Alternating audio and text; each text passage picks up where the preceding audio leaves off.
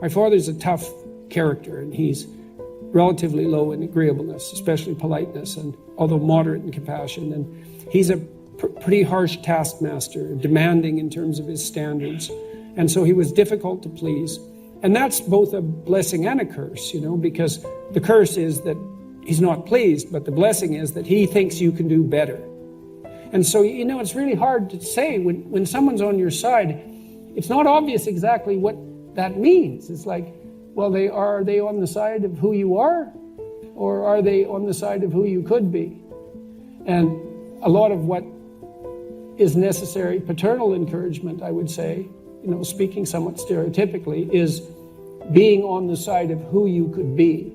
And I thought this through quite carefully as a clinician, because one of the clinical psychologists who had a major impact, I would say, on me intellectually and practically was Carl Rogers. And Rogers preached, let's say, this doctrine of unconditional positive regard. And he's been criticized for that, because if you actually listen to Rogers, even in his interactions with clients, it was pretty obvious that his positive regard wasn't unconditional.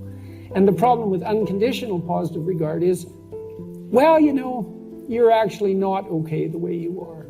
And who thinks they are? All of us are perfectly, if we have any sense, cognizant of our imperfections. We also hope we're not all we could be, because, especially if you're suffering miserably because of your ignorance and your willful blindness and your malevolence, you think, God, I hope there's more to me than this. And you really do hope that. And then to have someone who's on the side of the part of you that could yet be better, that's really something. And I told my clients all the time when they came in for therapy, when I made such things explicit, that, we were in a partnership to bolster the part of them that was aiming up, that was aiming at the good.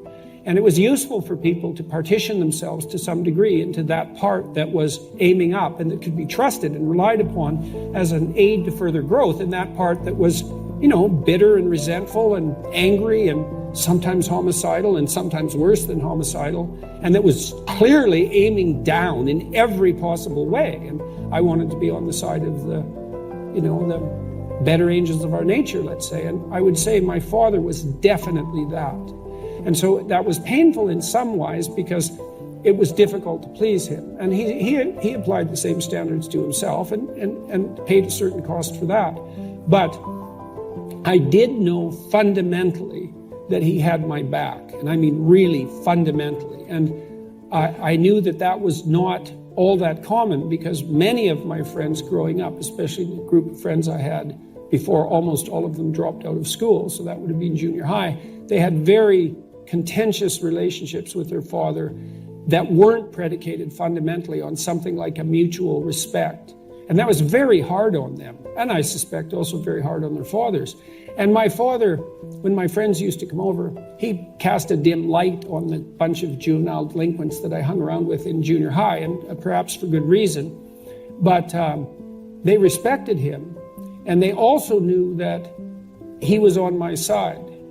And so my father gave me an abiding, and then the other thing I should say about him is he spent a tremendous amount of time with me when I was very young, say before I was 5 or 6. He taught me to read. He did that every night for months, and I remember that very vividly, and instilled in me a love of books and a fluency in reading.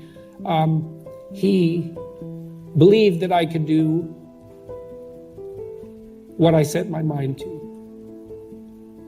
And he really believed that.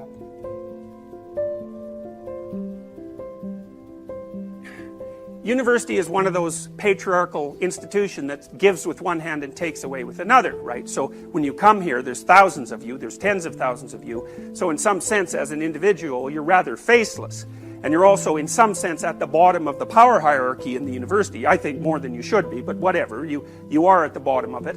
And so there's a crushing institutional weight that comes along with being part of such a big university in particular, That's really hard on students in their first year. It's always seemed to me that it's better for first-year students to go to a smaller place where the institutional weight is not so heavy. And, I've tested U of T students in their first year with things like the Beck Depression Inventory, and about 30% of U of T students meet criteria for hospitalized depression. They do, but that's also because the Beck is way more sensitive to that than it should be, at least, because I don't think its criteria for when you should be hospitalized are reasonable. But the point is that the depression and the anxiety is quite high. And so, but on the other hand, of course, you're benefiting from going to university. And so that's the kind of bipolar nature of the symbol. It's the tyrant and it's benevolent tradition at the same time. You know, it's molding you. You could even say it's crushing you, because an educational system does that. But at the same time, it's like, well, unless you allow yourself to get crushed by it, you're not going to get the benefit. And that's the paradoxical relationship that individuals have with culture everywhere and at all time. You know, without culture, you're nothing. But with culture, you have to be a cog in some sense. And so the tension between those two things is continual and constant. You could think about it as an existential constant. Ever since there's been complex human societies, and maybe even when there were only tribal human societies, that's been a problem for the individual. So culture, tradition, the dominance hierarchy is a solution and a problem. And nature, the unknown, unexplored territory, is a solution and a problem. And then the third category, well, you see, I'll just tell you a couple of things about these images. So the one on the right, that's the devouring father that's also giving birth. So in some sense, your personalities are being devoured by the university, but at the same time, a new personality is coming, you know, emerging as a consequence of that, and hopefully it's a better personality than the previous one. If you can tolerate the tension of being transformed, the heat and the pressure, then hopefully you come out, you know, though it's worth it. The process is worth it. Okay. Now, you know, you see on the right at the top, you see a picture of an old man kissing Joseph Stalin, which is quite a weird thing to do, given that Joseph Stalin was probably responsible for the deaths of, you know, some number of people, in excess of 10 million, perhaps in excess of 30 million. People argue about this all the time. He certainly starved 6 million Ukrainians to death in the 1930s, which is something that, you know, for some reason you don't hear much about in your education. But, you know, 6 million Ukrainians, probably worth noticing a little bit. But it doesn't matter, because this old man, this was taken after the fall of the Berlin Wall. He's nostalgic for the times when everything was certain, you know, and the gold statue of Stalin is a representation, in some sense, of a deified leader. And the old man is there as in a position of worship. And then Captain Hook there at the bottom on the right-hand side, he's quite an interesting character, because he's basically a tyrant. And the Peter Pan story is very interesting, because Peter Pan sort of means everything. And Peter Pan is the sort of person who wants to retain the dynamic potential of childhood. Because when you're a child, you're not anything, but you could be anything. So you're pretty much only potential. And then you might say, well, why should you sacrifice that potential to become something actual? Because in some sense, it's actually a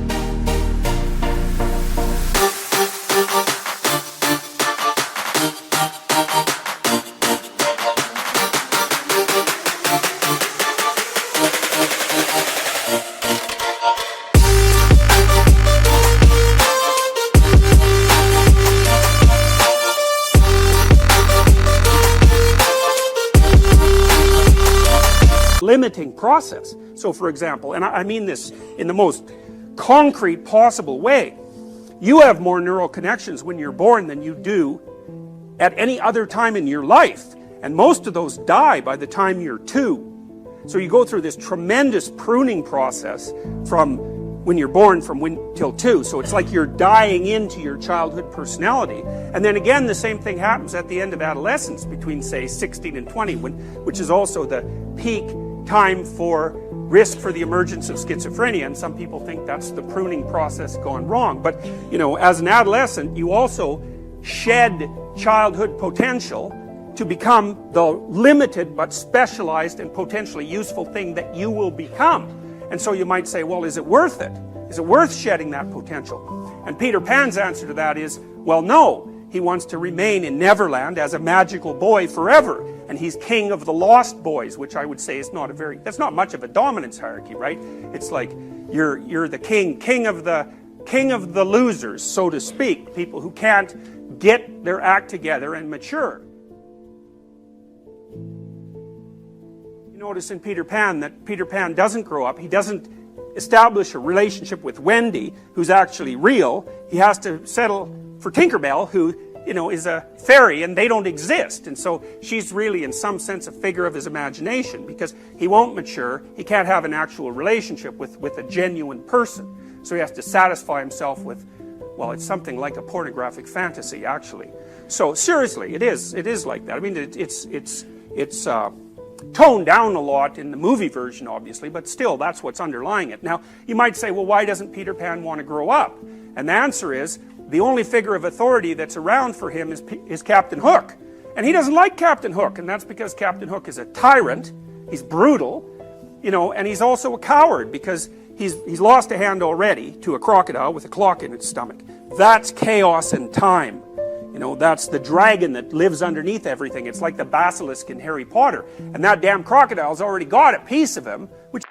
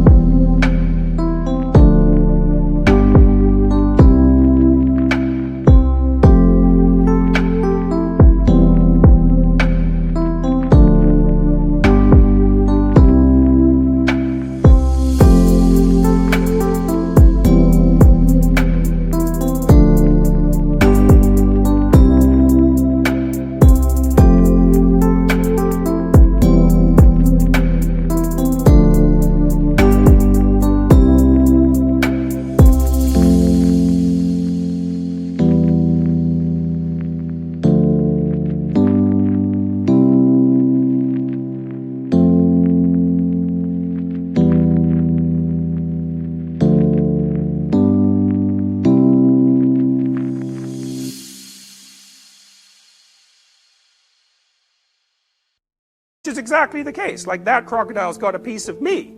I'm older than 50, and so time has already got its grip on me. And part of the problem of being adult is that you also have to take the fact that you're finite and limited into account. And if you're terrified by that, which people tend to be, then it can easily turn you into a tyrant.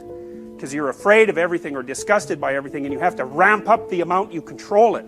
And so Peter Pan looks at Captain Hook and he thinks, there's no damn way that's what I want to end up as. So he's got a bad role model. So Captain Hook and Stalin and this sort of devouring monster are good representations of the negative or tyrannical element of the Great Father. So that's the tyrannical element of the dominance hierarchy.